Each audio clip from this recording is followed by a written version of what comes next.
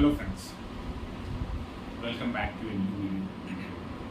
Even when I was thinking about doing this video, I was very much taken aback by the gruesome violence that had happened in Manipur, where two tribal girls were paraded naked by people from the Meitei community.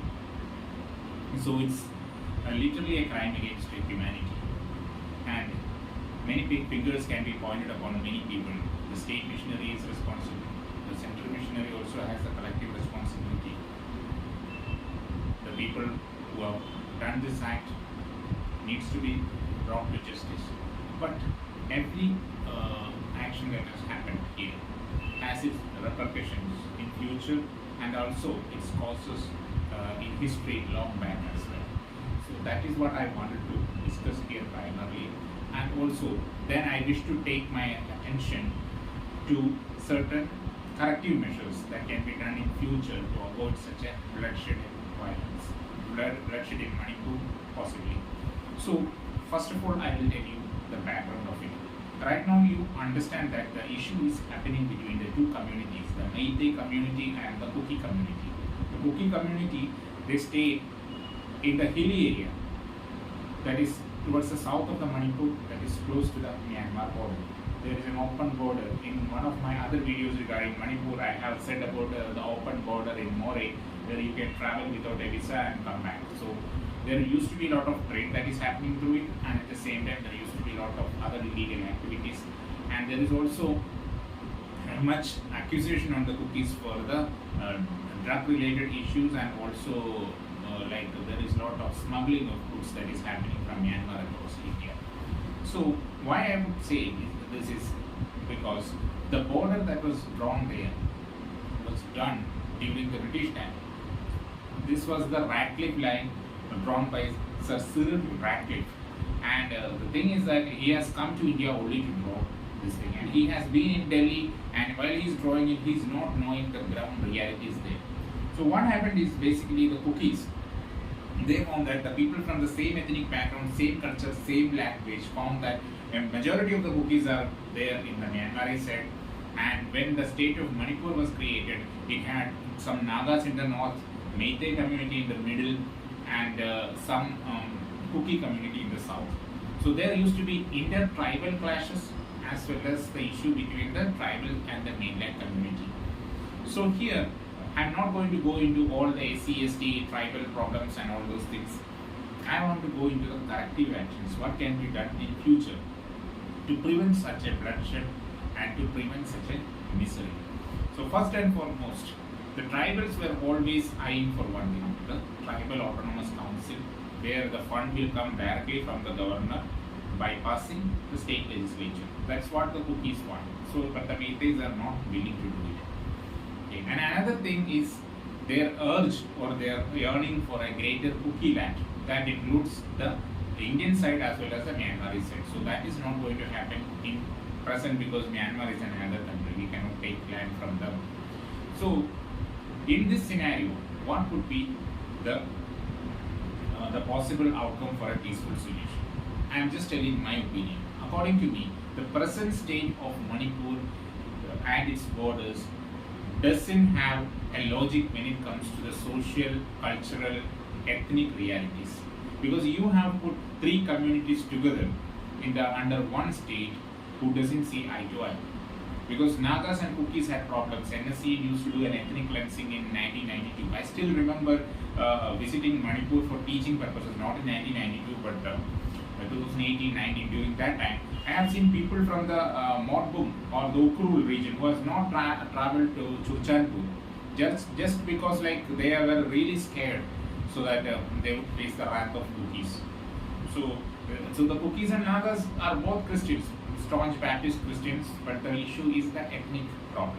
The Nagas wants to be like a part of the greater Nagalim and their own self-rule, and the Kukis want something else.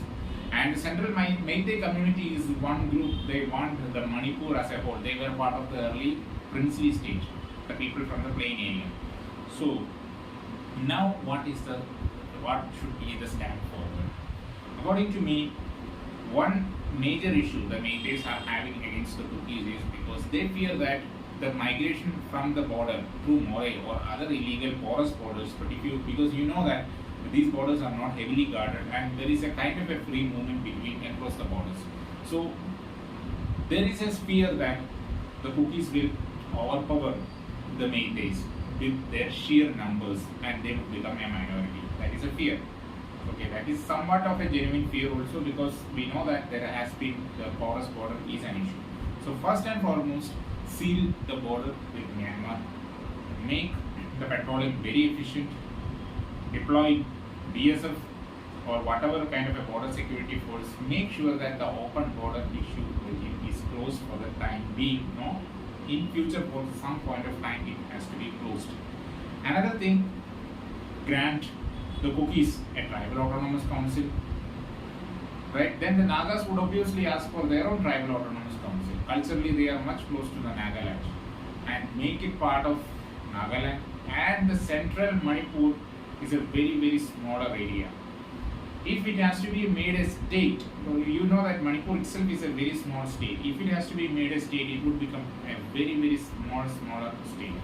So there will be a dilemma in government. What will happen to this particular state? Either it can be given, for best of my thing, I would say it should be a state with a lieutenant governor.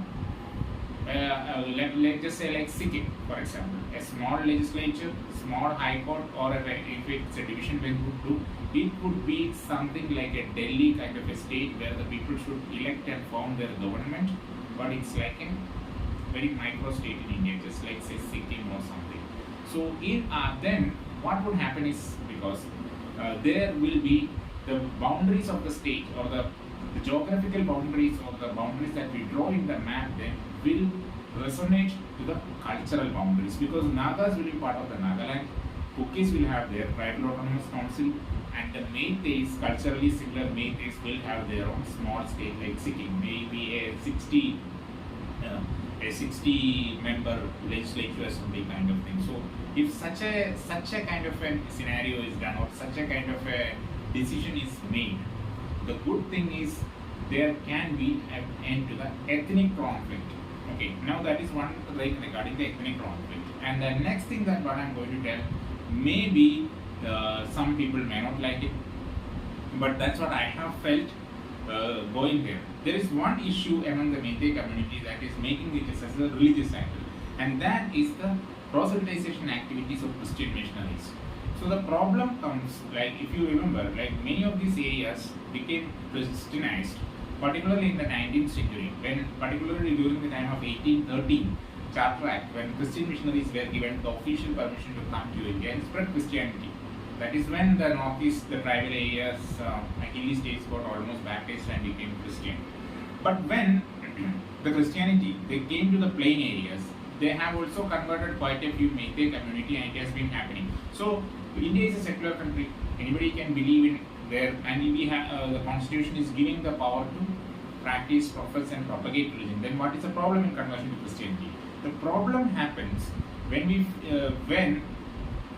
you see that within the same family, see, some people are following the indigenous religion, some people will be having, say, Vaishnavism, some people will be following Christianity. But many missionaries, due to their missionary zeal, what I have seen is like when they convert, the initial converts, what they would do is like many of them try to mock the indigenous beliefs and accuse the indigenous beliefs of satanic worship or paganism kind of thing. That is highly not, I would say it's unethical. It is it's a very bad thing. It should not happen, because this kind of thing would create social problems. And even you can see some areas where the indigenous religions try to shape itself into the form of an organized religion to counter this challenge. I'll tell you an example. In Arunachal Pradesh, there is a religion called Doni Polo, Sun and Moon worship. It was a kind of an indigenous religion, but when the proselytization activities got speeded up, they kind of mixed the indigenous religion with some tenets of Christianity. I would say it's not tenets, because the way they organize the church and all those things, songs and things, and in a way to try to safeguard their culture, so that otherwise the entire population would be swarmed by the missionary activities. So missionary activities have created social tensions. It's no big deal actually, because even in Kerala, even many of our social reformers in Kerala were against missionaries at one point of time. Right? For example, Chattambi Swamigal, from the Nayar community, he had written something called Kristu Mata Parichedanam, which is criticizing Christ. Narayana Guru was never a fan of missionaries. Even if you look into the Birsa Munda and his struggle, that was also against Christian missionaries. His photo is still in Parliament, 1899, against the Kunkati rights, but against the taking away of Kunkati tribal rights, but he also was against Christian missionaries at one point of time. And if you look into some missionaries who came into the Northeast and did good for the Northeastern tribals, for example, Berrier Elvin. He was a Christian missionary, then was interested in the Gandhian ideals, and he himself was excommunicated by the church. Believe me, a Christian missionary who was excommunicated by the church did a great deal for the people of the Northeast. He was a tribal advisor and was instrumental in bringing the Panchsheel for tribals, the tribal policy of Nehru. He himself was excommunicated by the church, and he also was very, very, very particular about the activities of Christian missionaries, because the people outside, maybe, see, I myself am a Christian, but the way the proselytization activities are happening is not according to constitution, I would say, because when you are actually propagating the religion, at the same time belittling the indigenous beliefs and creating a social tension, is not what is meant in the constitution for propagate and practice. Because religion, as per our constitution, is somewhat of like a very personal thing. Your way, you are finding a relationship with the God, but that is not a way to belittle other beliefs. This is one problem, right? Because it always happens with the neo converts or the new converts. So that is one angle. What can the state do? State can actually check some of these activities. I would say that would bring a kind of a peace. And when the conversion happens, make sure that the conversion happens voluntarily rather than by en masse converting and creating a social contention. So that is another social angle that I wish to bring. So two things I would say. One thing is the sealing of the Manipur border with Myanmar, bringing in the Kukis and Nagas either with Nagaland or and the Kukis giving an autonomous council just like the Khasi, Garo and Jaintia hills in Meghalaya, and making the central Manipur as a Meitei community where there is a cultural uniformity as a small micro state, just like what you see in Sikkim. And that is one way we could undo or the things that were done by Britishers like Cyril Radcliffe, who drew that kind of a Radcliffe line and made sure that there is a complete mess in everything. This is the same thing that British tried to do in places like the Maghreb regions where Egypt, or places like Iraq, Syria, Lebanon, where you try to actually partition the spoils of war, just like you partition a piece of cake.